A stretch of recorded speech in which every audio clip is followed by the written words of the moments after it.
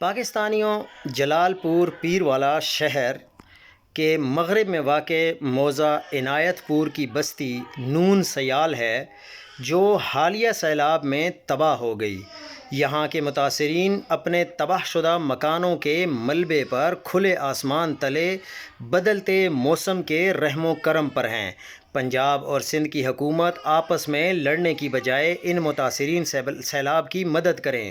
مریم نواز شریف نے کئی بار کہا کہ مجھے کسی صوبے سے، کسی ملک سے، ایون کہ ہمارے اپنے جو قومی حکومت ہے، وفاقی حکومت، اس سے بھی 1 روپے کی ضرورت نہیں ہے۔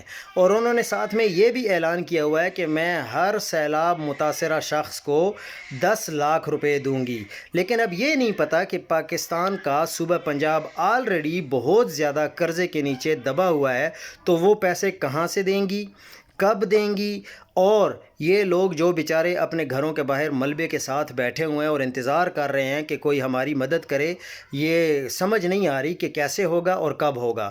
اللہ کرے کہ ہم یہ چیز دیکھ لیں اپنی آنکھوں سے کہ مریم نواز شریف نے ان لوگوں کے مسائل کو حل کر لیا ہے اور لوگ اپنے گھروں میں مکمل طور پر آباد ہو چکے ہیں۔